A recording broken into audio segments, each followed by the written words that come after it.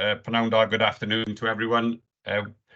Welcome to our webinar session, Tackling Racial and Ethnic Inequalities in Healthcare in Wales, and more importantly than that, what needs to change. We'll just do a bit of housekeeping to start, if that's okay with everyone. Just to note for everyone, the session is being recorded this afternoon and will be made available after the event.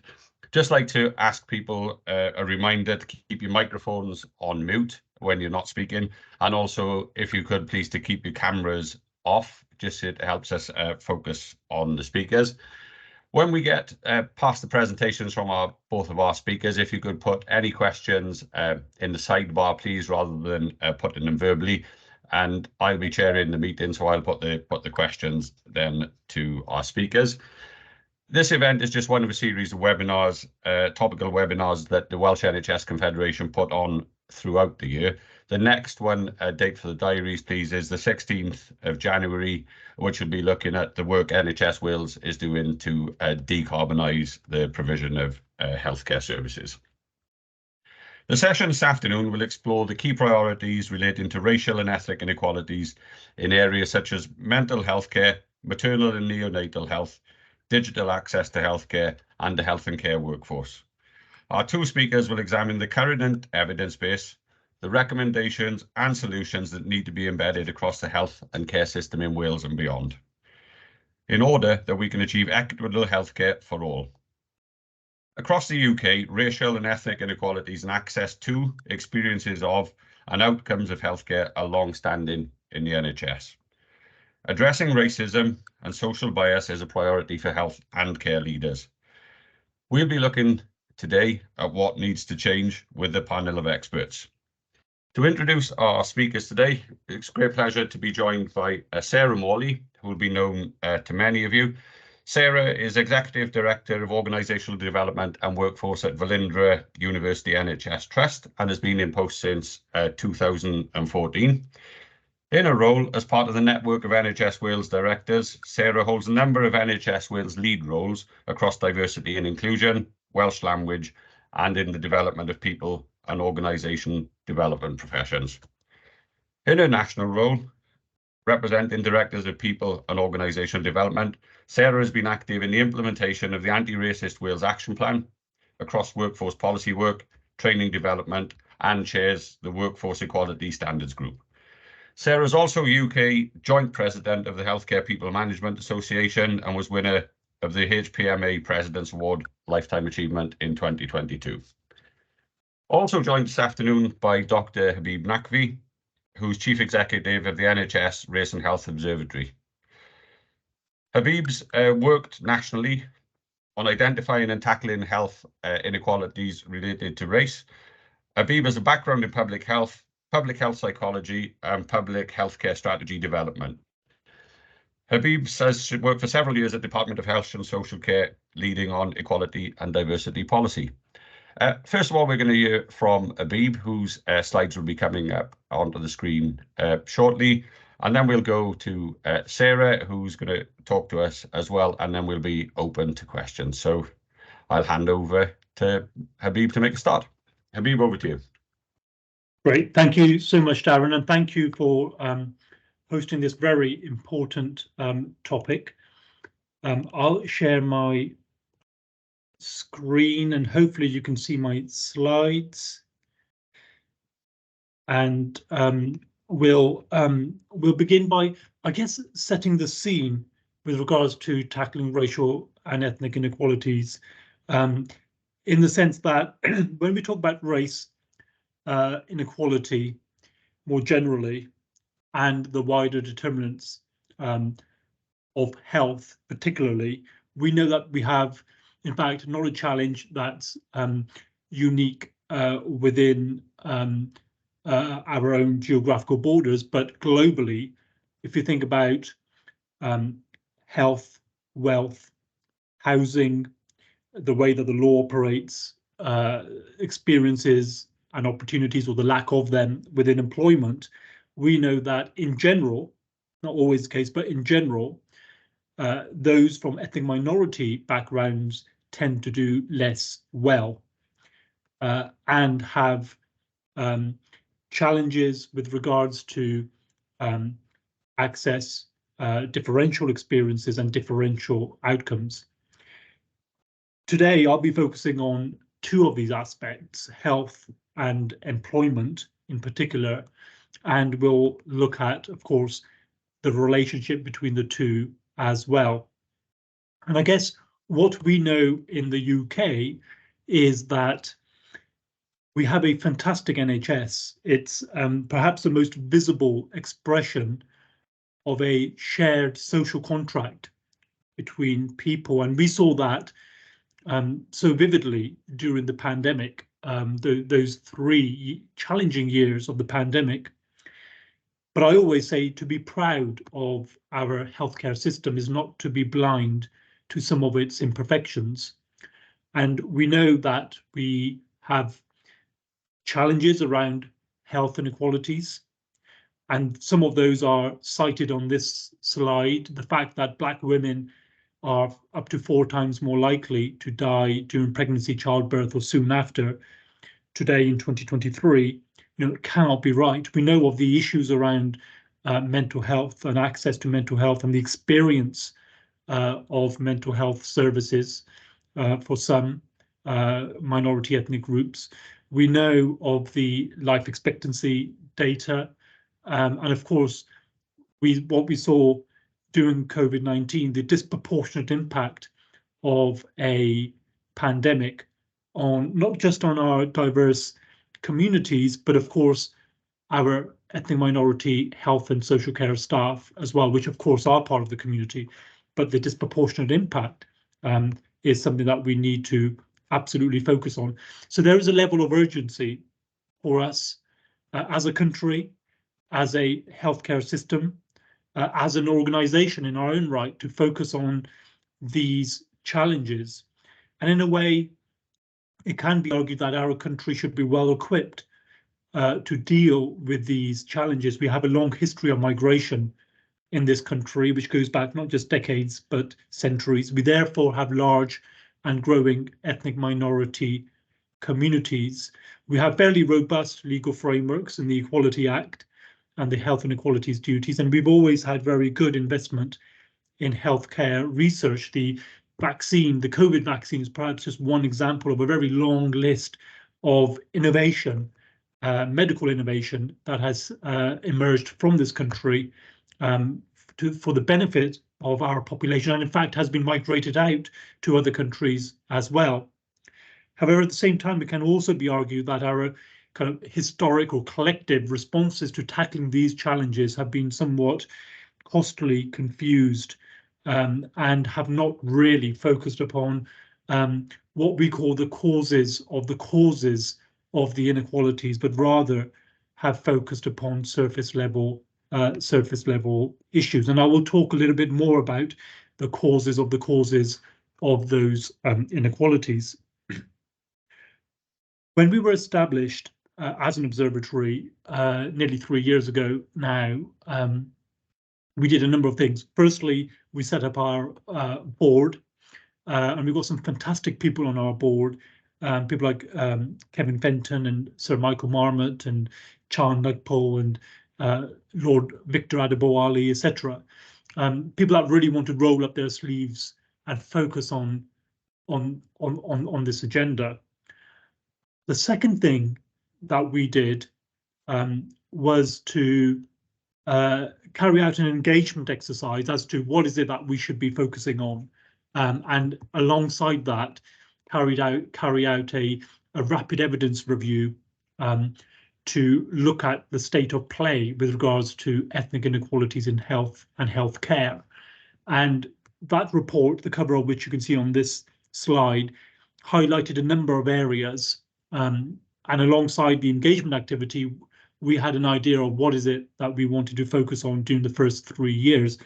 And just as Darren has highlighted, those topics include some of the deep-seated issues around maternal health, mental health, but also some of the more innovative aspects of reducing ethnic inequalities in health by focusing on genomics, genetic testing, AI, etc., which I'll come on to. But this evidence review that we carried out was partly in response to the CRED report, or the Sewell report, which was commissioned by the government at the time, but also to help kind of crystallize our thinking around our focus and our work programme during the first 3 years of the observatory. And this evidence review publication did make the front page of the Guardian newspaper and various other media outlets, not just because it was another systematic review race report looking at inequalities in health, but because partly for the first time in a concerted way, there was a focus on looking at the causes of the inequalities, the deep-seated issues, the structural inequalities that we see within society, and which kind of feed into the healthcare system and other systems across society, in terms of what we get in, and that stratification that we get in terms of access, experience, and outcomes with regards to healthcare. And when I go around talking with senior leaders and organisations across the NHS and beyond the NHS, there are some common challenges that I often hear, including not all board members actively engaged or involved on this agenda, or that these conversations around race, racism, privilege, etc., are too difficult to have, and it's very difficult to engage with certain aspects of the workforce, or that we need to tighten up on accountability, or that we don't know what good looks like. And very often the most common challenge is the one right at the bottom, which is that we know that there's an issue to tackle, but we do not know what to do. And that is the most common challenge that we hear of. And one of the reasons why the Race and Health Observatory was set up 3 years ago was to answer some of these questions and to provide support and solution to some of these challenges. And one of those challenges is the acknowledgement that actually racism exists. And that may sound very fundamental, but having worked in this space for a number of years, the acknowledgement of this area, this agenda, is critical, because the first step to any change is to acknowledge that actually there is something to change. And so for us, adopting an anti-racism approach, and we consciously call it an anti-racism as opposed to an anti-racist approach, is very fundamental. And of course, as part of our model, we look at the structural racism, which we find in society, and we see within education, within employment, within the socio-economic context with regards to the pay gaps that we see as well. And on the far right, the interpersonal racism, the cultural assumptions, the challenges that we see with regards to behaviours of individuals, and the stigma and the trauma.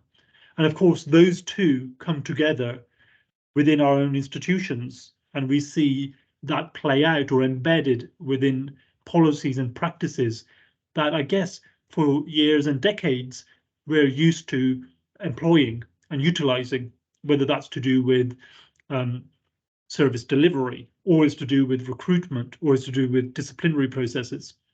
So it's very clear that in order to change the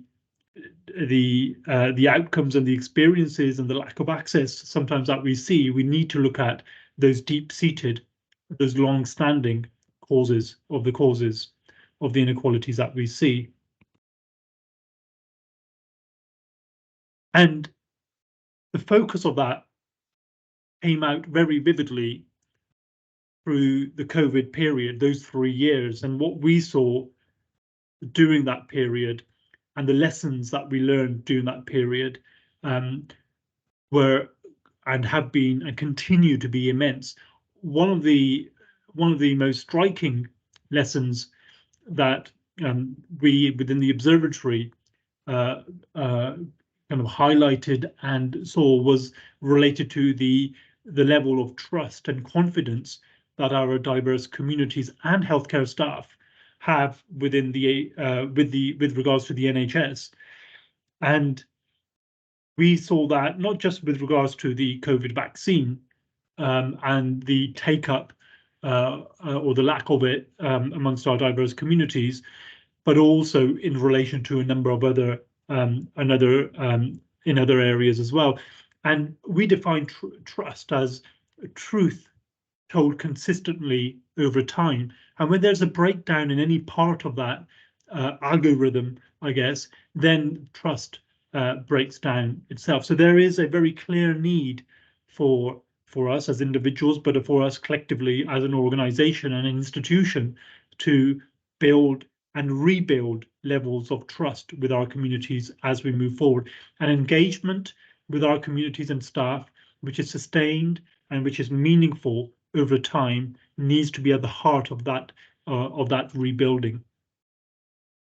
And so the principles of our anti-racism approach can be captured in relation to these key bullet points. And I won't go into depth around all of these, but I've talked about some of these already in terms of naming racism, in terms of having a mutually accepted model of racism and how that can be tackled. Something that we very often hear about and engage with is the agenda around the collection and publication of ethnicity data. And then finally, focusing on the evaluation piece around racism and around the impact that we have made and what we need to do next is absolutely critical. There's a lot more detail around each of these 7 aspects and principles of our approach, which for the benefit of this webinar will not be able to go into any kind of detail, but there is some ongoing work that we are doing at the moment, including with the Institute for Healthcare Improvement, around maternal mortality and maternal outcomes, where we will be able to operationalize these principles as we move forward.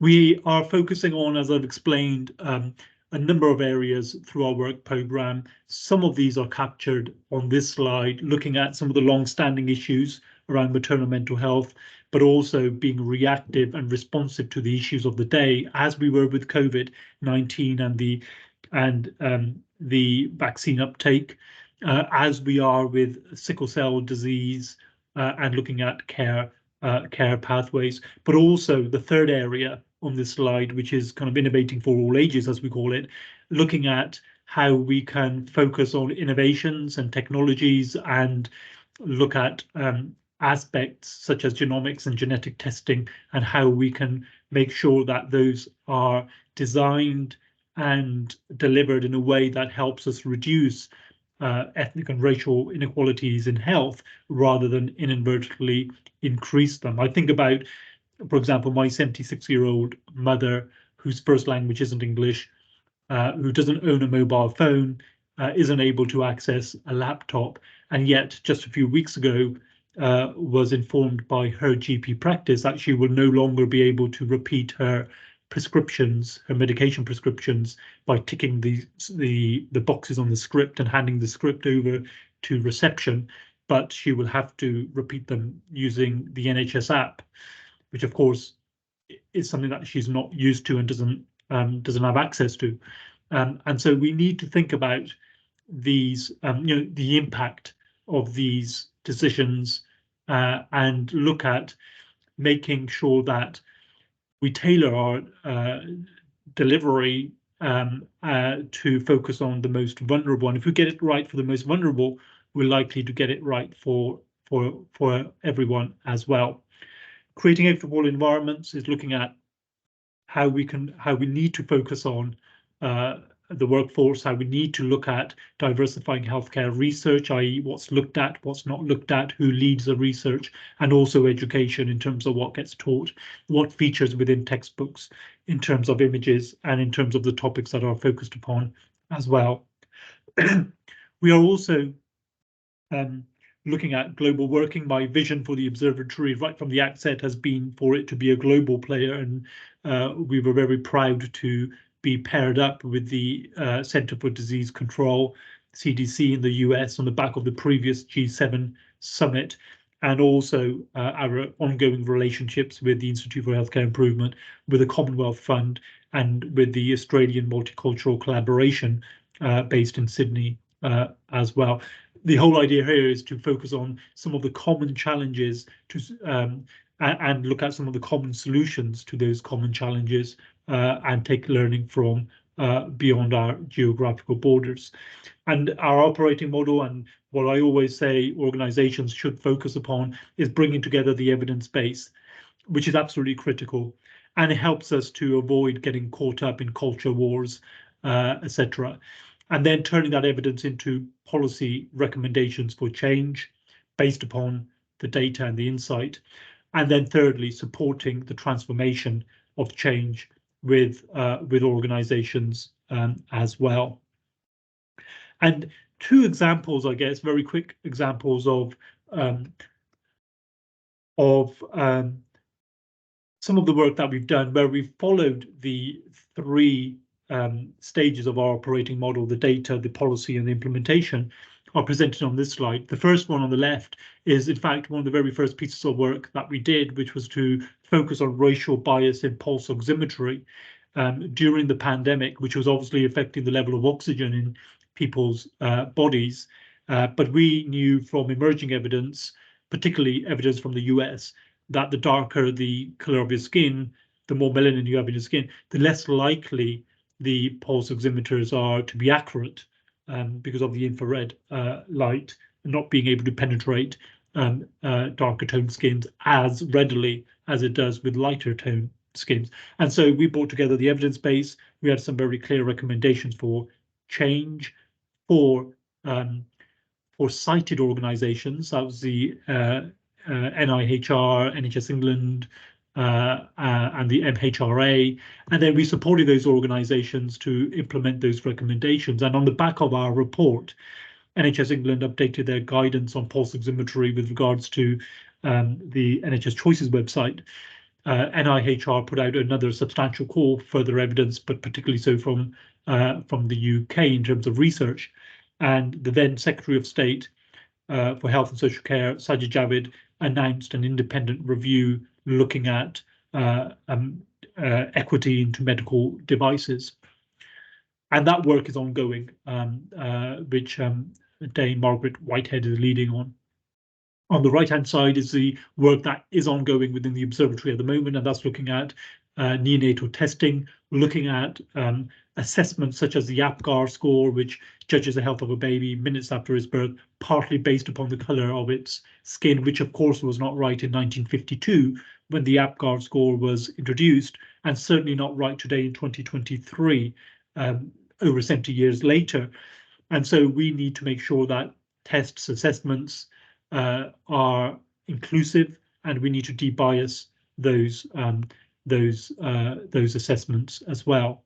And when we talk about the causes of the inequalities, we also need to think about the lack of representation in clinical trials, because we know that whilst there may well be biases in terms of the doctors' assumptions around pain management, which we are all too familiar with, unfortunately, but also biases in policies and processes, we also have bias within the evidence upon which interventions and services are designed and delivered. And that includes with regards to assessments, such as the one I've highlighted here, or it could be in relation to medical devices, as I've highlighted in terms of pulse oximetry, or it can be in relation to, for example, medications and an anti-cancer drug, DPD, which is a short name for the drug, which does not get broken down as quickly in black bodies as it does in white bodies has led to higher levels of toxicity is just one example of where, when there is a lack of representation in clinical trials, we then get outputs which are not fit for purpose for our diverse community.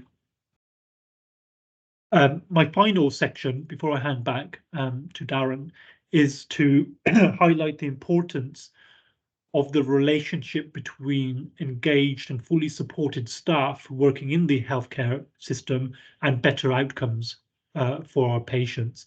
This is a well-established relationship, which I first came across in 2009 when we were developing something called the Quality Delivery System.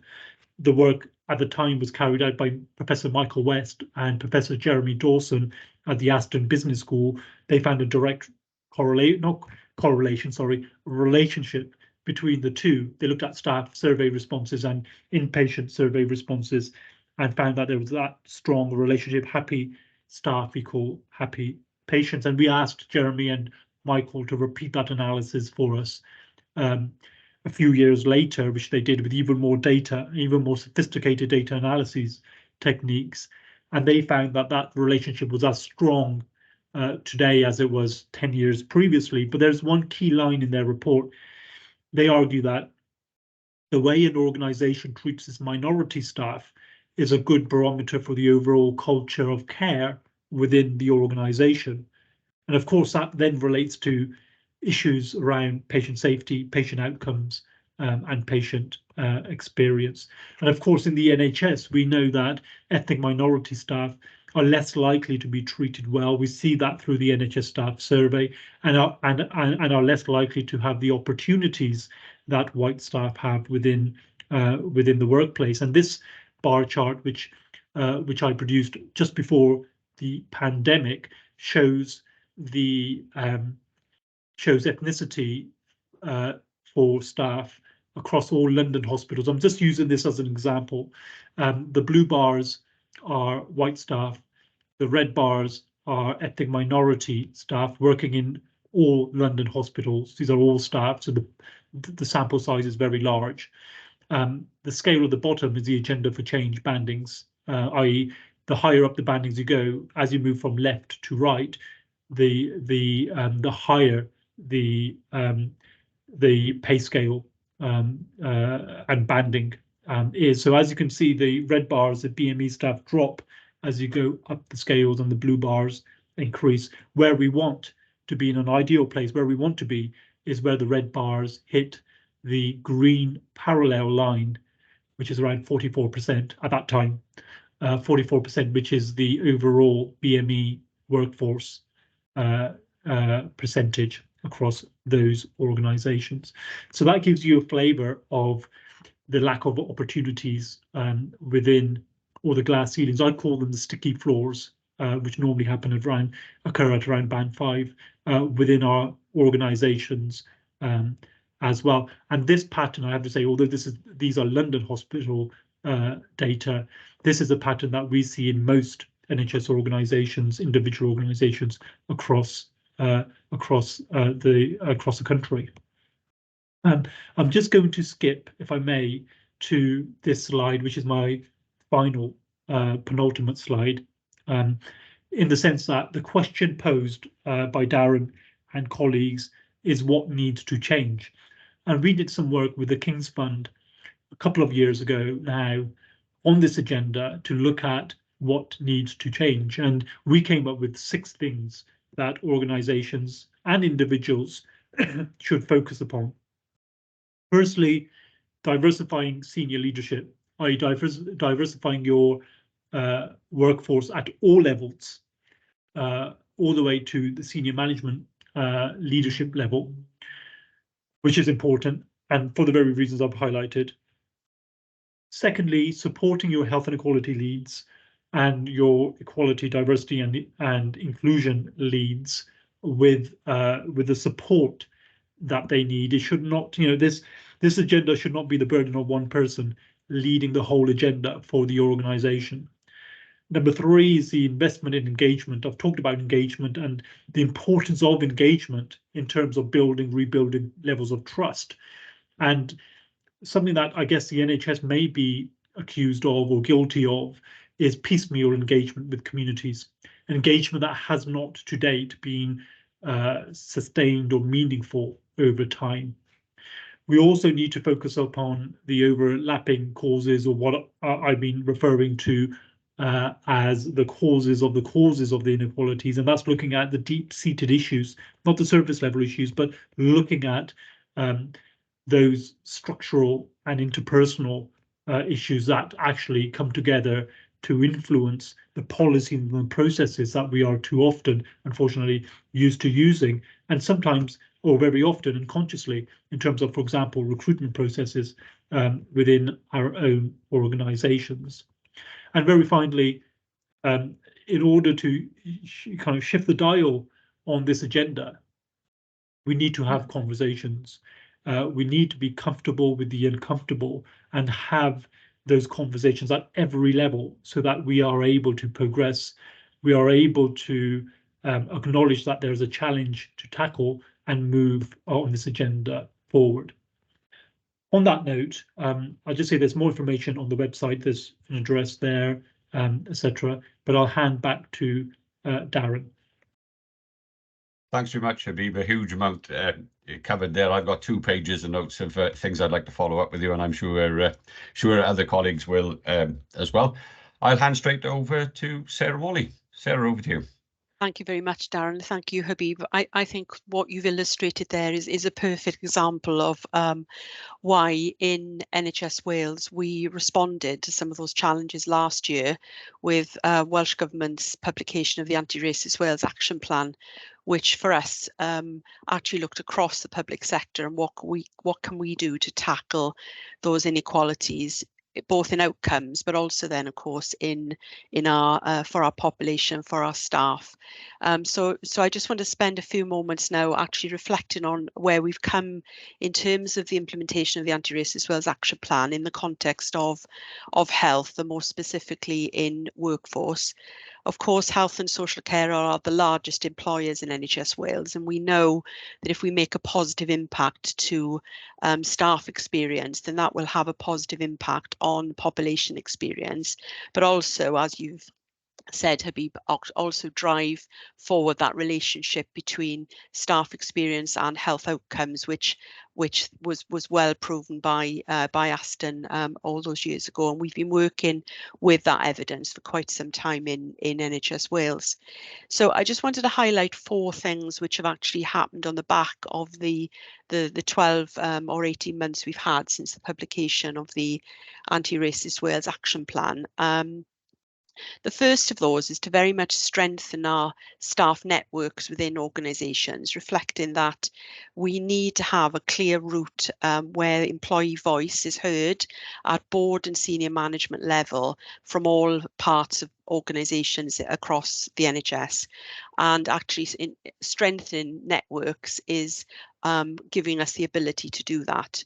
Some organisations are further forward than others, but I've actually proven that where we use those platforms appropriately, where we engage employees appropriately, where they have a say in terms of decision making and service planning, that can actually better strengthen employee experience and health experiences and outcomes.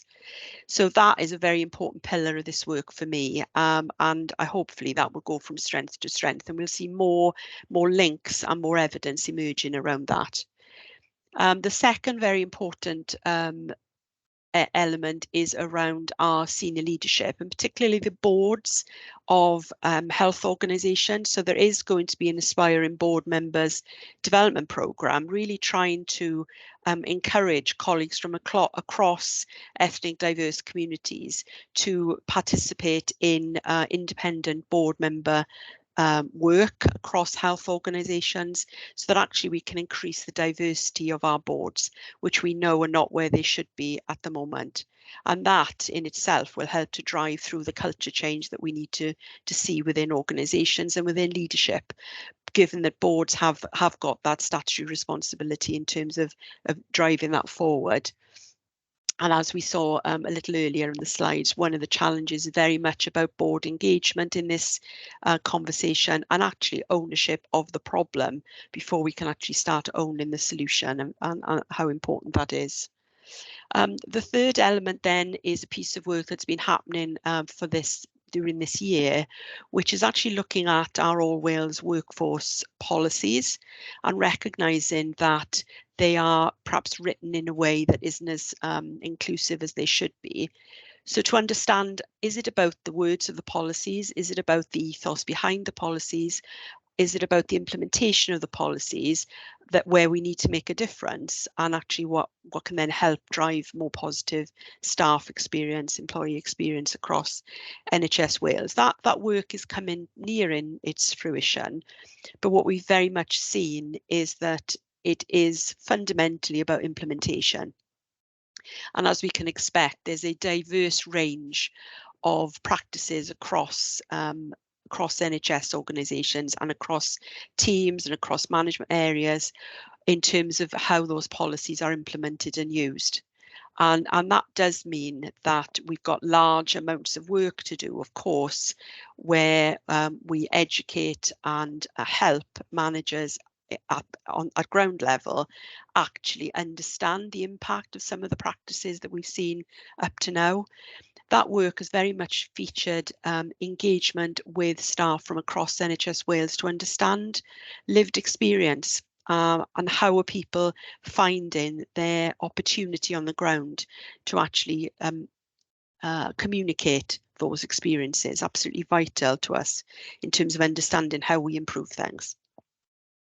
The fourth, then, and definitely not the least important, is the challenge within the Anti-Racist Wales Action Plan that Wales should implement the Workforce Race Equality Standard across health and care. So this has been time in NHS England, and we've been fortunate to be able to learn lessons from that work.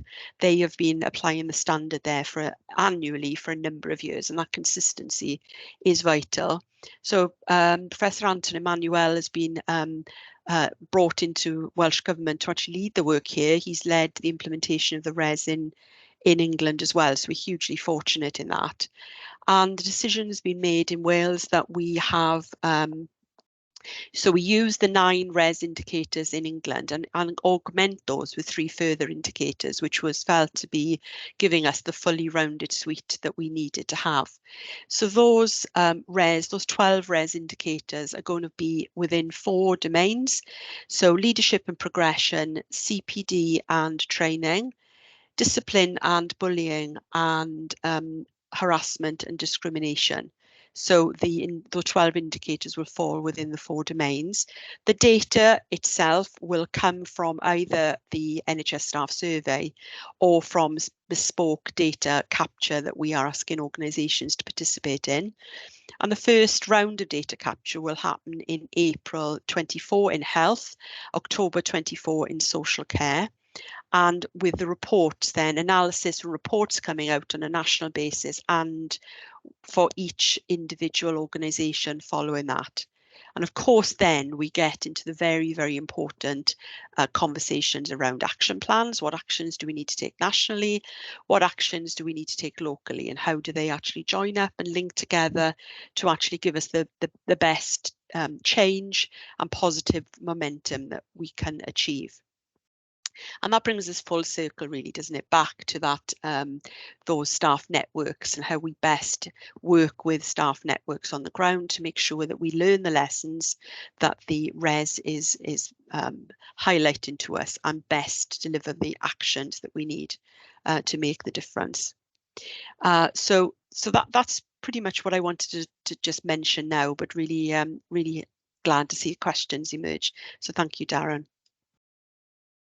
No, thank you both for 2 excellent presentations there, and I think the reason for bringing you all together today, which Sarah you summed up with, is what actions are we going to take to solve some of these problems. I was really struck by a particular slide from Habib about trust isn't just about something one-off piecemeal engagement. It's about telling the truth, telling it consistency, and investing the time in it. And I think that's clear. With a huge amount of evidence, helpful information. So we'll jump to a few questions, if that's okay. He says, scrolling very slowly through the sidebar. A question from Tessa Marshall. Using data to inform policy and action raised by Habib, how is improving data collection, in particular collecting data on the ethnicity of patients presenting at screening and cancer services being prioritised? I'm sure you'll both have an insight into this, Sarah, being from Velindre, Wales' specialist cancer trust, and Habib, you alluded to some of these things in your presentation as well. So I'll go to Habib first, if that's okay. Yeah, sure. I think the whole kind of topic of ethnicity data recording has been around for as long as I've been working in the NHS, and that's over 20 years, and hasn't been resolved. Having said that, I was on a panel in Paris looking at lessons learned from COVID with other countries as well. And despite the challenges that we have in the UK, we are, I believe, certainly ahead of the game in relation to other European countries on how we are not just collecting data, but turning the data into insight, and how we then have the power to actually focus on action. In terms of the cancer services question specifically, within the observatory, we are doing a piece of work. We're evaluating a piece of work, I should say, which cancer support, Macmillan Cancer Support and Roche are leading on with the Christie Hospital in Manchester and Barts Health in London, where they are introducing interventions to improve uptake in terms of clinical trials for breast cancer. And collection of data of patients is absolutely critical for that intervention, and will be one of the key lessons learned. As part of that approach, we are also looking at that holistic approach, workforce representation, community engagement, and recruiting community nurses that can be the bridge between the organisation and the local population as well. So there's ongoing kind of pieces of work around that, but it's certainly on the radar at national level to make sure that we have data collection which is more robust. Thanks very much, Habib. Sarah?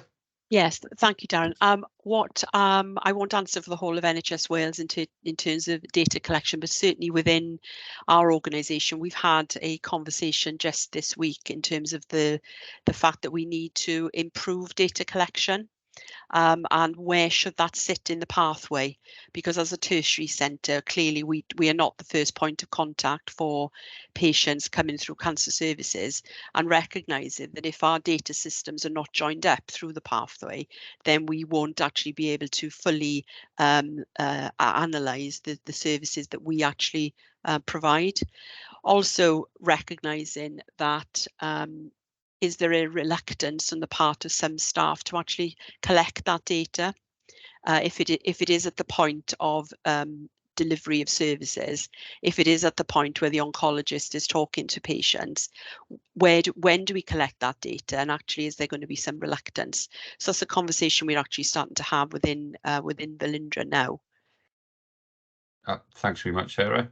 A question from Jonathan Morgan, who is in his introductory was just welcoming the use of the RES standards in Wales. And I suppose I think it's probably a question for Sarah, likely to know the answer, but not definitely, is, apologies, emails keep popping up in front of the question. Does the Welsh Government intend extending RES into social care, and if so, how?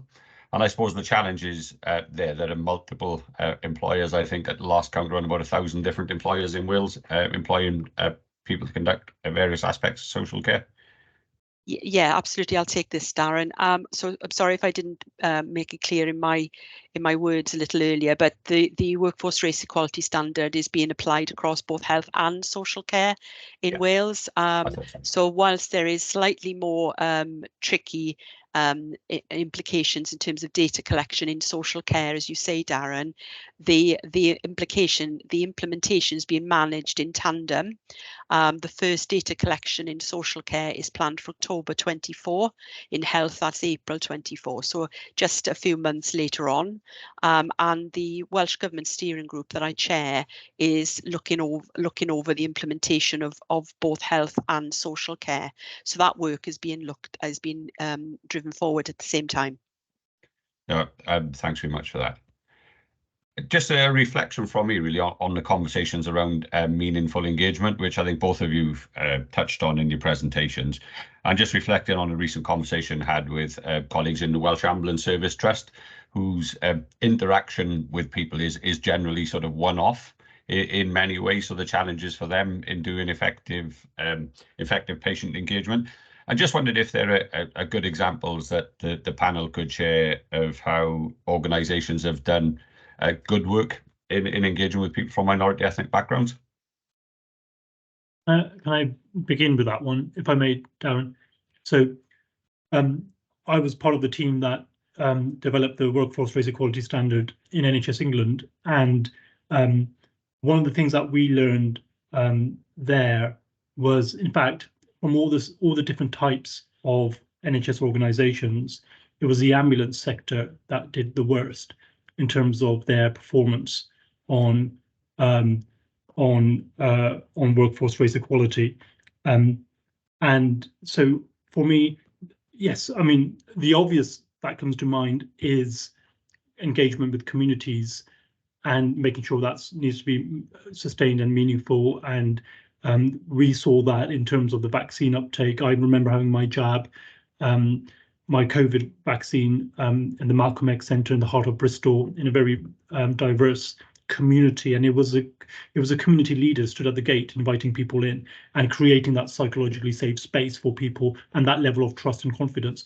But engagement with staff is absolutely critical as well, for that, for the reason that we've highlighted in the webinar so far, and making sure that the res itself does not become what it has, I believe, has become within English NHS, some English NHS trusts, is an exercise whereby the collection and reporting of the data becomes the mission, whereas that needs to be step one of a number of steps in order to lead to change, and therefore focusing on engagement with our communities, but also with our staff, is absolutely critical, and staff networks as well. And we produced a report whilst I was in the RES programme, which is on the NHS England website under RES resources, around the importance of staff networks and how they can be utilised in a way that benefits the organisation, just as they were in some organisations when the pandemic broke out, and we realised that actually the emergency response structures are not very diverse. Yeah. No, thanks very much, Habib. Sarah, you talked about staff networks in your presentation. Was there anything further you'd like to add on that? Yes, no, I absolutely agree around the importance of staff networks. What we do know, though, and Habib used the term psychological safety, is that actually we're still not, I think, in that place of high trust, which encourages people to step forward and share their experiences and contribute to improvement. So in the engagement we've done across NHS Wales around the auditing of the policies, there were far less people coming forward to participate in that than we would have liked. And that's an example for me of how we've got lots of work to do to build that trust, because, and as Habib said, it needs to be consistency from us now in terms of actually taking action, taking positive action, communicating the action that's been taken.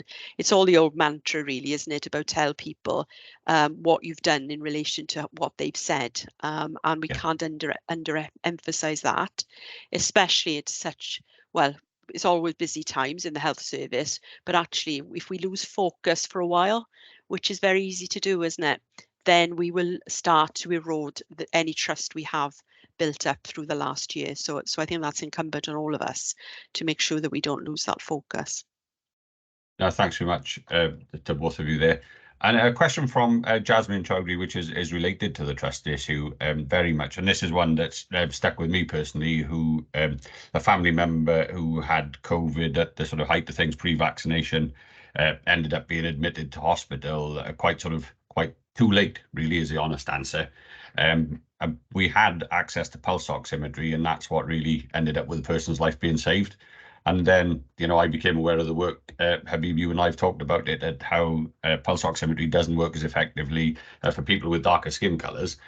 So the question from Jasmine is, how do we right the wrongs of past and negative experiences of taking part in clinical trials for ethnic minority communities, and particularly relating to vaccination? So I think it's a great question from Jasmine. I think it goes back to the concept of trust. So when we think about some of the reasoning that we were given from high on up with regards to the disproportionate impact of COVID on our ethnic minority communities and staff, we were told that actually this is due to the fact that ethnic minority people more likely to work on the front line, more likely to have comorbidities, more likely to live in high-story, multi-generational households, etc., etc. But what wasn't talked about at all was the causes of the causes. Yeah. So why is it that more likely to work on the front line, less likely to find themselves around the boardroom? Why is it that they're less likely to find themselves in open green, living in open green spaces, and more likely to find themselves in high-story tower blocks, etc.? And so, truth told consistently over time, and when there is a breakdown, like I said, then we get the responses to the lack of take-up in terms of clinical trials, the lack of opting for transplant, etc., organ transplant, etc., that we now clearly see within our communities. And it's not just in relation to the vaccine, is not just in relation to transplant, is not just in relation to the healthcare system, but is across society as a whole. Thanks very much, Habib. Sarah? Yes, I actually think that engagement there is absolutely crucial, isn't it? And actually understanding the difference that this can make to people. We need to be very transparent in the information that we know, and I think it's only with honesty and transparency that we can actually move this on, because we need to acknowledge that things weren't as they should have been. Yeah. And therefore own that problem. And this is back to what I said a few minutes ago, really, unless we own the problem and recognise that we can't move forward and actually provide more positive situations for people in the future, then we won't actually make progress. So that is absolutely key for me. Thanks very much, both that, and thanks for Suzanne for the comment in the sidebar. Question from Linda Prosser at Comtaf Morgannwg. What's your advice on public engagement over service change when the proportion of the BAME population is very small? And this is something that definitely comes up from colleagues in health boards, where health boards in areas of Wales where communities are less ethnically diverse. So I'll come to Habib first, if that's okay. Yeah, great. And it's good to see you, Linda. We work together in Bristol.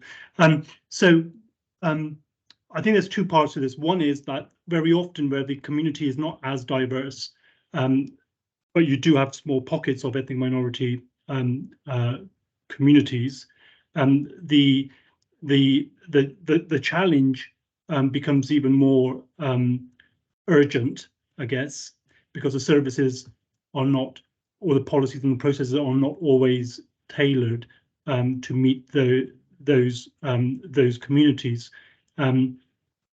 So that's one thing, and we've seen that so vividly in the work that I'm doing in the observatory with regards to, for example, sickle cell disease, and with regards to care pathways in certain parts of England compared to other parts of England, for example. So in London, you're more likely to get better care, I guess, qualitatively compared and quantitatively compared to other parts of the country. So that's kind of one one example. But the other part, I think, is also the workforce, because although you may not have a diverse community or population, the chances are that you will have a diverse workforce, and we're going to see that even more so as we move forward. The 50,000 nurses targets that was reached, was announced just a few days ago. Majority of those nurses have come from India and parts of Africa, particularly post-Brexit. And so this challenge is going to be both in terms of communities, making sure that but also looking after our staff as well. So I think it's kind of two-sided, and we need to kind of look at both sides at the same time. Thanks very much. Sarah, did you want to add anything to that one? Yes, two elements very importantly for me. So in terms of engaging on service change, clearly there is statutory requirement to engage with local populations, and I think Habib has covered that. The other thing for me, though, is when we're looking for evidence in terms of impact, and if that is going to be impact differently, then we need to look at evidence beyond the local population. Then in that case, isn't it, if that's not going to provide us with that sufficient evidence. Community groups, of course, are absolutely vital, but recognising that community groups don't necessarily represent everybody that actually we need to reach out to. And I think that's something sometimes we fail to do when we're talking about protected characteristics. We tend to sometimes rely too heavily on groups, but they don't necessarily represent all of the population. No, thanks very much for that. And a comment often made to us is nobody ever asked me when you do these things. So thanks very much for the comments there. It's a sort of a question from Rina Ahmed. Can you share good practice in England or elsewhere in implementing culturally sensitive strategies and foster positive, effective methods to address complaints from ethnic minority communities, ensuring the concerns are not just heard but resolved respectfully? It's quite a long question, that one. I think I think the best way to tackle this would be to look at the root causes of the complaint in the first place, and make sure that actually those complaints do not arise in the first place. And what we saw through COVID was the importance of local public health departments, local healthcare professionals, community pharmacists, faith leaders, community leaders, and how they have a critical role to play in terms of community engagement, and in terms of getting the message out, and in terms of tackling misinformation that was, at the time doing the rounds. So it's about, for me, I think it's an important question, but it's about looking at, the reasons why those complaints happen in the first place. And if we are able to build, and it seems to be a golden thread through this webinar, engagement that's sustained and meaningful and is based upon trust, because trust is fast becoming a social determinant of health in its own right, is influencing people's decisions. And so if we get the trust right, if we get people on board, then we are likely to reduce the number of complaints in the first place. Yeah, thanks very much. I think trust, as you say, is a key theme. Sarah, was it anything you wanted to add on that? Niall Summer? Yeah, I know Rina's asking for some specific examples, but the thing that strikes me there is actually making sure that we are educating all of our service delivery staff. So within Wales, we've got large numbers of staff now undertaking the cultural competence education, and that's the start of that, isn't it? Because it's understanding actually that one size doesn't fit all, and you need to have that cultural sensitivity when you are actually delivering services, planning services, and so on, and that needs to be at the heart of how we approach things. Yeah, no, thanks very much. We could have gone on for much longer, as ever. The questions and comments are coming in, and I'm sure there will be follow-up. If there's anything that delegates haven't had the opportunity to raise today, please do through us, through the contacts we made with you, pass on the questions, and Habib and Sarah have kindly agreed to do what they can to follow up on some of them. Hugely interesting discussion today, and I think the importance of trust was definitely the golden thread. And I think if we look at racial and ethnic inequalities, similar causes of the causes, for tackling other inequalities as well. I was struck in looking at the analysis levels of trust around vaccination, how minority ethnic communities in Cardiff, where the level of trust was incredibly low, and when public engagement happened with those communities, the reasons behind it were very, very similar to the areas in the South Wales valleys where I'm from, where trust in government and authority was also very low, and high levels of inequalities in those communities as well. Excellent session today. Definitely two fantastic speakers. I've got pages and pages of notes I'd like to follow up on. So I'd just like to say thank you to Habib Naqvi and Sarah Molly. If it was in a room, I'd be asking for a round of applause, but I'm sure you can do that electronically. We've got another session, as I said, looking at NHS Wales plans for decarbonisation coming up in January. More details to follow. But thanks again to our panel for a brilliant discussion. Thanks today, a fantastic turnout of people. I know it's tailed off in the last couple of minutes, but over 100 and 110 at some point through today. And thanks so much to the team at the Welsh NHS Confederation for supporting us today, colleagues at Velindre and colleagues at Racing Health Observatory. Have a good break for those of you taking one, and thanks very much to all again. Thank you. Bye-bye. Thank you. Thanks all.